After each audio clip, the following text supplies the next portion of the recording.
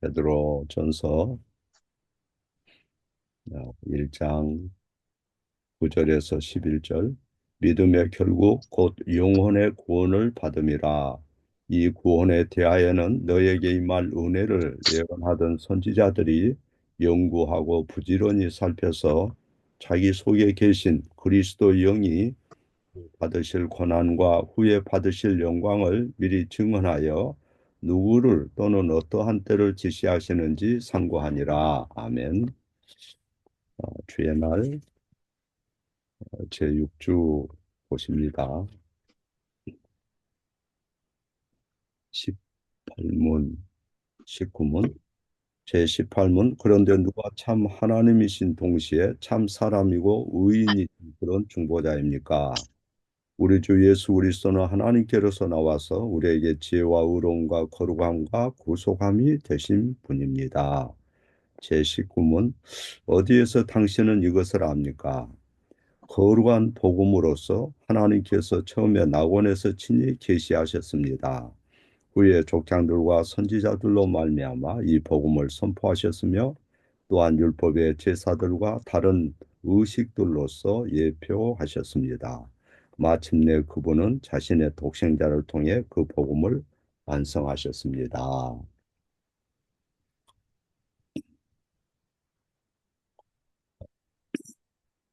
요리에 대한 폭넓은 지식을 가지고 있으면 가족 건강에 도움이 되고 또 훌륭한 식사를 마련하는 데 유익이 되겠죠.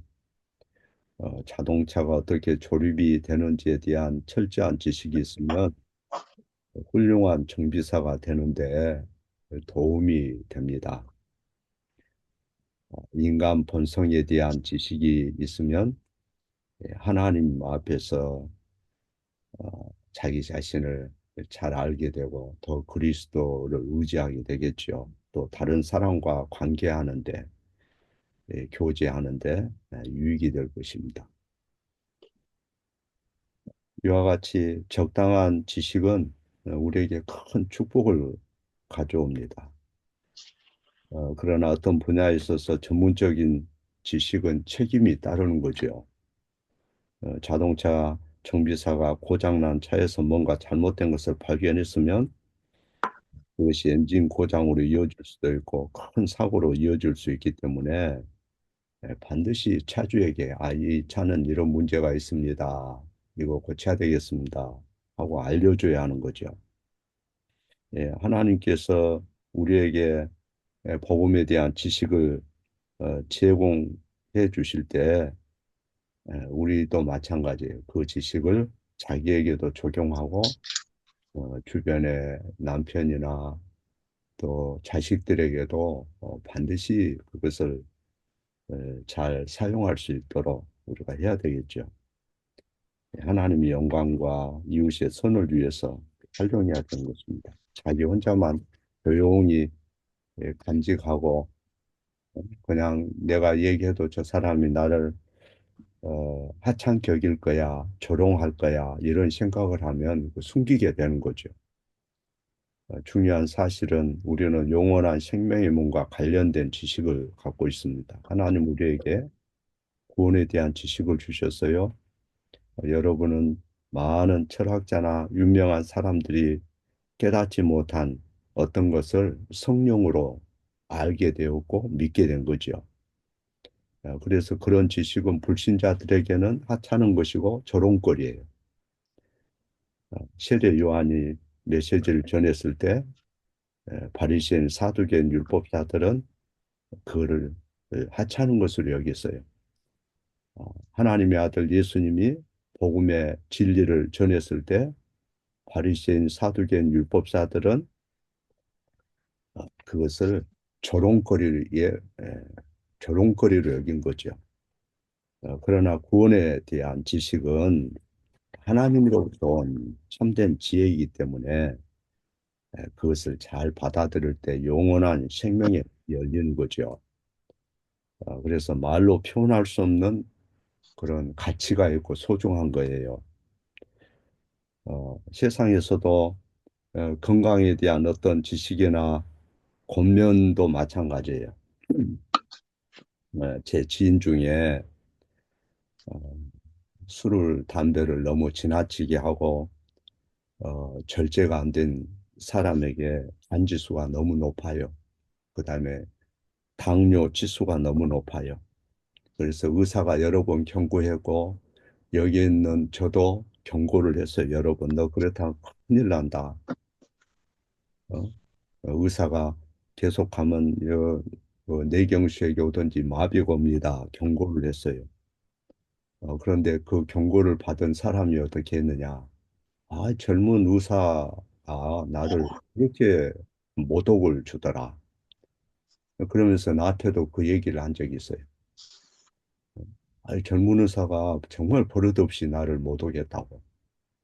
의사는 자기가 가진 지식을 거침없이 의무감에서 책임감에서 얘기를 한 거예요. 모독줄 마음이 없어요.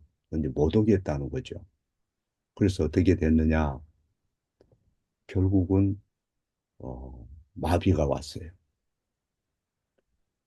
그래서 이제 급속도로 간 지수가 고집을 꺾지 않으면 높아질 것이고 또 간 지수뿐만 아니라 당뇨가 높아지면 이제는 소망이 없는 거죠. 실제 사건이에요. 예, 무슨 얘기냐면 우리가 어떤 전문 지식을 가졌다, 어떤 비밀한 지식을 가졌다 할 때 거기에는 요구와 책임이 따라요. 이런 지식을 알면서도 모른 척 할 수가 없는 거예요. 그 지식을 숨기거나 그 지식을 변하지 않으면 큰 놀라운 일이 벌어지는 거죠.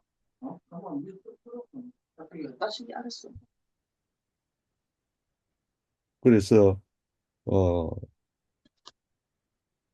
우리가 많은 사람들이 그런 전문 지식, 좋은 지식을 전할 때 그걸 하찮은 것으로 여기거나 모욕했다고 생각하면 곤란해요.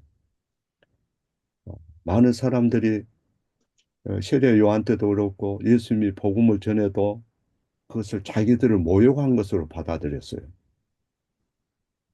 그리고 내리에서 그걸 지어 버리려고 한 거죠. 그러나 지혜로운 사람은 세상에서 건강에 관한 문제도 그렇지만은 그리스도를 아는 지혜를 정말로 보배로 여기고 그것을 활용하는 겁니다. 그래서 제 6주에 오늘 본문의 말씀이 바로 그것을 우리에게 알려줘요. 거룩한 복음을 아는 것은 큰 특권이면서 우리의 의무이자 우리의 책임이다 하는 거죠. 그래서 이 복음을 베드로전서 1장 10절에 보면 선지자들이 부지런히 살폈다 그랬어요. 오늘 우리가 이제 살펴보는 이 하이델베르그 요리문답은 1에서 31조는 제2부에 해당한 내용이고 오늘 우리는 6주를 살펴보는 중입니다. 어, 그래서 18문, 19문에 대한 것을 우리가 읽었는데 죄와 비참에서 우리의 구원을 어떻게 얻느냐 하는 거죠. 죄로 죽은 사람은 반드시 다시 거듭나야 된다 하는 거고 죄인들이 그리스도를 통해서만 거룩해지고 보잘것없는 많은 그런 사람들이 하나님의 백성으로 새로워져야 된다 하는 겁니다. 그러면 이런 놀라운 일들을 계획하시고 어, 입안하신 분이 누구냐 할 때, 어, 어, 이 성경은 공교히 만든 얘기가 아니라 이렇게 말씀해요. 이 놀라운 그리스도를 아는 지식이 어디에서 왔는가 할 때 베드로 같은 경우는 우리 주 예수 그리스도의 능력과 강림하심을 너에게 알게 한 것이 공교히 만든 얘기가 아니라 이렇게 공교히 만든 이 말은 교묘하게 사람이 만든 우화가 아니라는 거예요. 베드로후서 1장 16절. 우리가 전하는 복음은 사람이 만든 소설이나 동화 같은 게 아니죠. 사람의 창작물이 아니에요. 어떤 사람이 희망사항을 교묘하게 고안한 것이 아닙니다. 이 복음의 근원은 하나님이에요. 하나님으로부터 온 것이기 때문에 온전히 신뢰할 수가 있어요. 베드로가 첫 편지에서 그것이 우리에게 어떻게 오게 되는지를 설명합니다. 베드로전서 1장 10절에 이 구원에 대하여는 너에게 임할 은혜를 예언한 선지자들이 연구하고 부지런히 살핀 것이다. 그랬어요. 여기 연구한다 이 말은 알아보고 묻고 거기에 집착해서 부지런히 살폈다는 거죠. 예, 선지자들은 하나님의 말씀을 그 백성에게 전달하는 임무를 가진 그런 사람들이었습니다. 선지자는 하나님께서 이 말하라고 명령하신 것은 무엇이든지 전해야 하는 하나님의 대변자의 임무를 맡았습니다.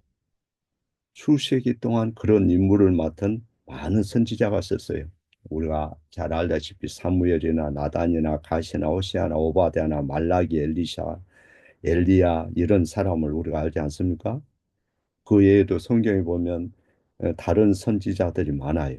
예, 하나님의 사람으로만 어, 소개된 그런 사람도 많아요. 그래서 구약 선지서들을 읽으면 이 사람들은 여러 상황에 대해서 하나님께서 말씀하신 에, 그것을 전한 거죠. 때로 그들은 이스라엘 백성의 불의에 대해서 얘기를 해야 했고 우상 숭배에 대해서 경고하기도 하고 애국 나라에 대한 그런 심판을 예언하기도 하고 또 하나님의 백성에 대한 죄악을 경고하기도 하고 심판을 예고하기도 하고 그랬을 때 세례 요한 때나 예수님 때에 사람들이 반응한 것처럼 그 메시지를 하찮게 여기거나 자기들을 조롱한다고 그렇게 생각한 거예요. 그게 문제예요. 왜 조롱의 문제로 그렇게 생각하면 곤란해요. 나도 잘 아는 그 지인에게 너 이렇게 하면 너 큰일 난다고 여러 번 얘기를 했어요. 또 의사가 여러 번 얘기를 했어요. 그런데도 고집을 꺾지 않아요. 속에서 술을 먹고 뭐 자기가 다 아는 것처럼. 그러면 결국 어떻게 되는 거예요? 마비 오는 거죠. 실제 마비가 왔어요. 그럼 그거 어떻게 합니까, 이제? 네? 전신 마비가 왔다고요. 그럼 어떻게 해야 되느냐? 지금이라도 의사의 말을 들어야 돼요. 근데 의사가 나를 조롱했다고 그래요. 그건 정신적으로 병들어서 그런 거죠. 이 형들이 나를 무시했다고. 정신적으로 깊은 그런 트라우마가 있거나 문제가 있어서 그러는 거예요. 자, 구약의 선지자들은 이스라엘 백성이 그 잘못된 것을 맞서서 경고하고 심판을 예고하고 그렇게 했을 때 그들이 어떻게 반응해야 됩니까? 나를 조롱했다고, 나를 무시했다고 이렇게 얘기해야 됩니까? 아니면 그 말을 비중 있게 받아들여야 됩니까? 받아들여야 돼요. 선지자들은 좋은 복음의 메시지만 전한 게 아니에요. 거기에서 그들이 돌이켜야 될 책임이 있기 때문에 때로는 죄를 지적하고 죄를에 대해서 말하는 것을 그들이 모독으로 여기지만은 그걸 얘기하지 않으면 안 되는 전문 지식, 하나님으로부터 온 말씀을 그들은 전한 거죠. 선지자들이 전한 그 메시지는 항상 심판의 메시지만 있는 게 아니고 구원의 메시지도 있었습니다. 에레미야, 이사야, 미가 선지자의 그 메시지들을 보면 때로는 무서운 경고의 메시지, 정죄 심판에 이어 이방 땅으로 사로잡혀갈 것에 대한 메시지 이런 것이 우리의 눈에 들어오죠. 그러다가 갑자기 예기치 않은 희망의 메시지를 읽어볼 수가 있어요. 예를 들면 남은 자가 돌아올 것이다라든가 그 땅이 갱신이 될 것이라든가 죽은 구루터기에서 해까지가 솟아오를 것이라는 그런 말씀들을 보게 되는 거죠. 과거 일이 됐든 현재 일이 됐든 미래 일이 됐든 하나님은 시공을 초월하신 분이기 때문에 정확히 하셔요. 그런 메시지는 사람이 만든 그런 메시지가 아니에요. 사람의 작품이 아니에요. 하나님은 하나님이시기 때문에 하나님만이 그런 것을 아시고 정확하게 인간을 만드신 그분이 진단을 하시고 어, 멸망하기 전에 돌이키라고 하나님께서 자비의 그런 메시지를 준 거죠. 예언은 사람의 뜻에서 온 것이 아니라 그랬어요. 오직 성령의 감동을 입은 사람들이 하나님께 받아 말한 것이라. 니기야 신조에도 그런 말씀이 있어요. 우리는 성령을 믿사오며 선지자를 통해서 말씀하신 이렇게 돼 있어요. 선지자를 통해서 말씀하신 하나님은 성령을 통해서 수많은 세월 동안 자기 백성들에게 말씀해 오셨죠. 하나님께서 약속하신 대로 이스라엘에게 구원을 정말로 가져다 주셨습니다. 그 말씀대로 때로는 사로잡혀간 포로들이 돌아왔고 그 땅은 다시 번성했고 그 원수들은 멸망했고 그 백성은 여호와의 선하신 은혜를 누렸어요. 물론 그리스도께서 나타나시기 전까지는 그들이 완전한 구원을 누리지 못했습니다. 베드로전서 1장 10절에 선지자들이 너에게 임할 은혜를 미리 말했다 그랬어요. 너에게 임할 은혜를 미리 말했다. 그들은 완전한 구원을 맛보지 못했고 영광스러운 온전한 구원을 아직 먼 지평선을 바라보는 것처럼 아, 그들은 바라봤지만은 아직은 아직은 그 구원이 그들에게 온전히 이렇게 잡힌 건 아니었어요. 그러나 하나님의 백성은 그 약속이 반드시 성취될 것을 알았고 그것을 알고 깨우쳤기 때문에 그 지식을 항상 더 알고 싶어 한 거죠. 그래서 베드로전서 오늘 우리가 봉독한 말씀을 보면 그들이 부지런히 연구하고 살폈다 그랬어요.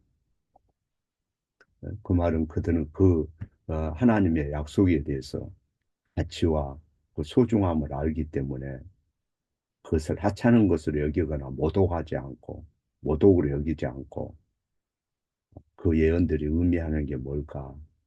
하나님께서 예비하신 구원은 어떤 것일까? 어떤 메시아가 오실까? 그것과 나와의 상관관계가 뭘까? 이런 것을 지혜롭게 받아들인 거죠. 한마디로 구원을 갈망한 거예요. 그래서 주의 깊게 연구했다. 그랬어요. 네? 주의 깊게 질문해보고 다시 그걸 정리하고 그게 사실인가? 정말 그런가? 정말 이것이 내 운명에 큰 영향을 미친가? 그것을 그들은 알기를 바란 거죠. 그래서 자기 속에 계신 그리스도의 영이 받으실 고난과 후에 얻으실 영광을 미리 증거하여 어느 시 어떠한 때를 지시하시는지 상고하니라. 자기 속에 계신 그리스도의 영이 미리 증거했다. 그리고 지시했다.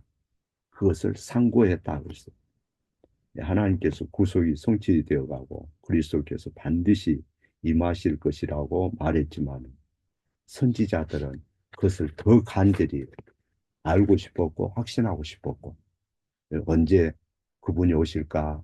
그 징후가 뭘까? 어떻게 그분인 것을 알 수 있을까? 이런 질문에 대해서 선지자들이 온전히 깨달은 것은 아니지만은 나름대로 열심히 탐구하고 그렇게 했어요. 물론 모르는 게 너무 많았죠.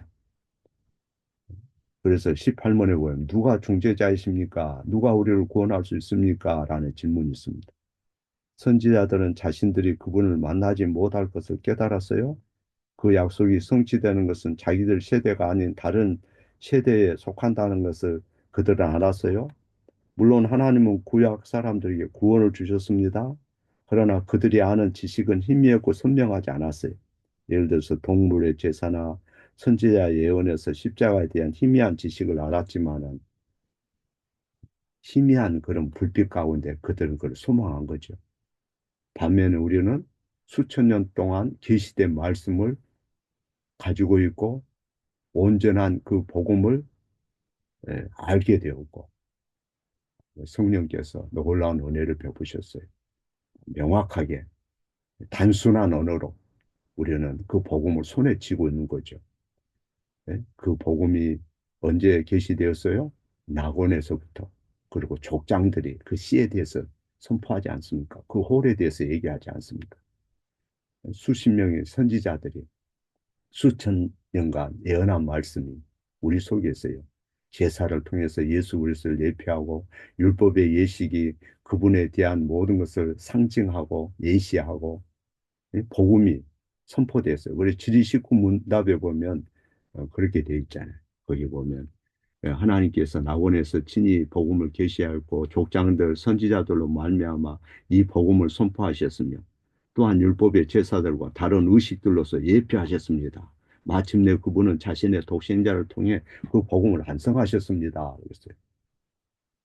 이 구원, 이 복음에 대해서 역사상에 복받는 사람들, 지혜자들, 하나님의 성령으로 감동된 사람들은 조심스럽게 그거를 탐구하고 연구했어요. 그 복음이 내게 어떤 결과가 주어질지, 사망과 이런 질병과 혼돈 속에 있는 내 자녀에게 결국에 어떤 영향이 주어질지, 그것은 그런 지식을 그들이 이제 성령으로 깨닫게 됐을 때 책임이 따르기 때문에 그 말씀을 대충 소홀히 무시해 버릴 수가 없는 거죠. 상대가 나를 조롱했다고 하든 무시했다고 하든 전하는 거예요. 아니, 상대가 멸망할 걸 알면서도 그걸 안 전하겠어요? 고집을 피우고 말을 안 들으니까 전한 거 아니에요. 자기 동생이 죽어가는데 그걸 안 전해요? 가만둬요? 못 오겠다고 해도 전해야 되는 거죠. 의사가 자기의 참된 지식을 가지고 있으면 그 환자가 말을 안 들어요. 그럼 전해야 되는 거죠. 하나님 말씀은 더해요. 그래서 베드로후서 1장 9절에 어두운 데 비치는 등불과 같이 너희가 이것을 주의하는 것이 가아니라. 컴컴한 칠흑 같은 밤중에 황급히 어디를 갈 때 길을 찾고 뭔가를 찾으려면 희미한 순간적인 빛이라도 의존해야 되는 거 아니겠어요? 그 빛이 때로는 우리에게 엄청난 영향을 미쳐요. 그 빛이 우리를 안내해요.